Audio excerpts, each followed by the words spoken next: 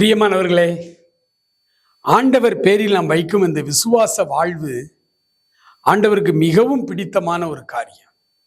ஏனென்றால் எபிரேயர் 11 சொல்லுகிறது, விசுவாசம் இல்லாமல் தேவனுக்கு பிரியமாய் இருப்பது கூடாத காரியம். விசுவாசிக்கிறவன் தேவனிடத்தில் அவர் உண்டென்றும் அவர் தம்மை தேடுகிறவர்களுக்கு பலன் அளிக்கிறவர் என்றும் விசுவாசிக்க வேண்டும். இந்த விசுவாச வாழ்வின் உறுதித்தன்மை, விசுவாச வாழ்வின் உறுதித்தன்மை என்ன?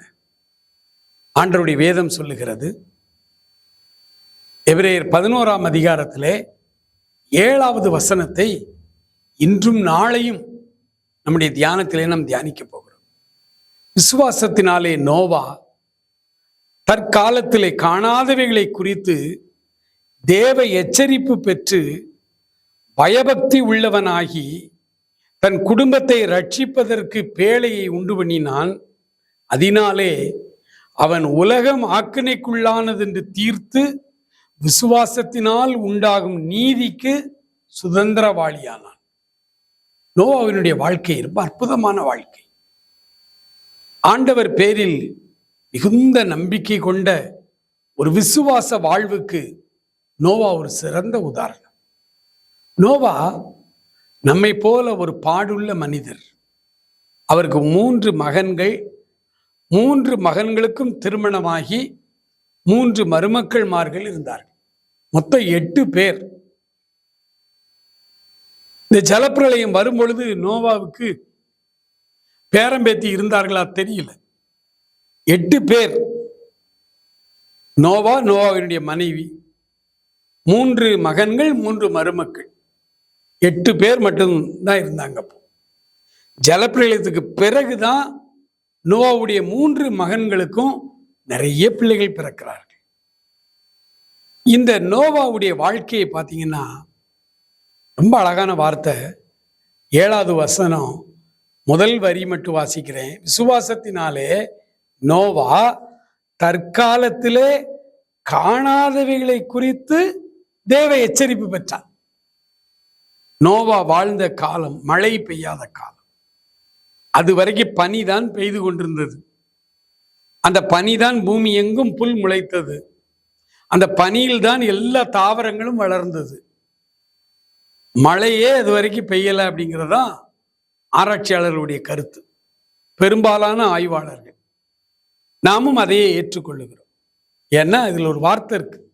விசுவாசத்தினாலே நோவா தற்காலத்திலே காணாதவைகள், அவன் காலத்துல, நோவா வாழ்ந்த காலத்துல காணாதது மழை.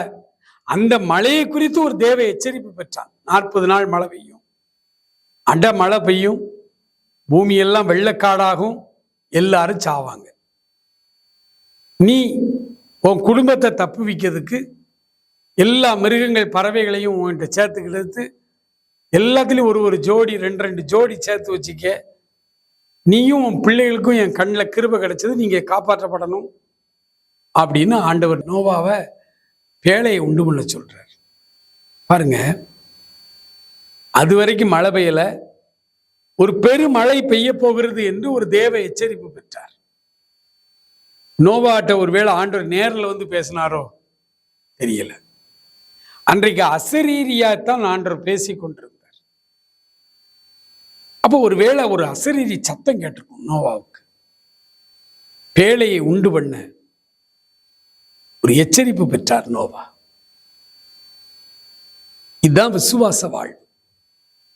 யாரையும் பார்க்கல, யார்கிட்டையும் நேரில் உட்காந்து டிஸ்கஸ் பண்ணல. அது வரைக்கும் மழையே இந்த உலகத்துல பெய்யல. மழை பெய்யும், 40 நாள் பெய்யும், உலகமே அழிய போகுது, நீ ஒரு பேழையை உண்டாக்கு அப்படின்னு ஆண்டவர் சொன்னார்.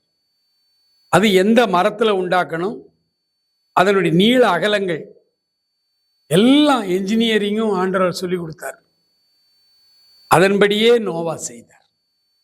நோவா மட்டும் இல்லை, இந்த வேலையில் அது ஒரு குழு பணி, எல்லாரும் சேர்ந்து செய்கிற வேலை, ஒரு மனப்பாடு. 3 மகன்கள், 3 மருமக்கள், நோவாவுடைய மனைவி, 8 பேர் சேர்ந்து இந்த வேலையை செய்தார். ஆளுக்கு ஒரு வேலை. அவர்களுக்குள்ள பதவி சண்டை இல்லை, அவங்களுக்குள்ள யார் பெரியவன் யார் சின்னவங்கிற பிரச்சனை இல்லை. ஒரே குடும்பமா இருந்து அந்த விசுவாசத்திலே வளர்ந்தார். ஒருவேளை நோவாட்ட ஆண்டவர் பேசினாரு, மழை பெய்யும் பானாரு, நோவா நம்பினார். நோவனுடைய பிள்ளைகள்லாம் அதை எப்படி நம்புச்சு? அவங்க சொல்லிக்கலாம்ல, என்ன டாடி இவ்வளவு நாள் ஒரு மழையும் இல்லை, கப்பல் மாதிரி கெட்டணும்னு சொல்றீங்க, அதை நடு ஊர்ல செய்யறீங்க, கடற்கரையில கெட்டினாலாவது கப்பலுக்கு பிரயோஜனம் உண்டு, நடு ஊருக்குள்ள செய்றீங்களேன்னு ஒருவேளை அந்த ஊர் மக்கள் நோவாவை கேலி செய்தார்கள். அதே போல பிள்ளைகளும் கேலி செய்திருக்கலாம். ஆனா நோவாவுடைய தரிசனத்துல, நோவாவுடைய அந்த விசுவாசத்துல, நோவா தவிர மற்ற 7 பேரும் இணைக்கப்பட்டிருந்தார். நம்முடைய விசுவாச வாழ்வு எப்படி இருக்கு? விசுவாசத்துல வல்லவர் ஆகணும்னா ஆண்டவருடைய வார்த்தை, அன்னைக்கு அசரீரியாய் ஆண்டவர் பேசினாரே, அதை விட அதிக முக்கியமான தீர்க்க தரிசனங்கள் அடங்கிய புத்தகம் இந்த வேதாகமம்.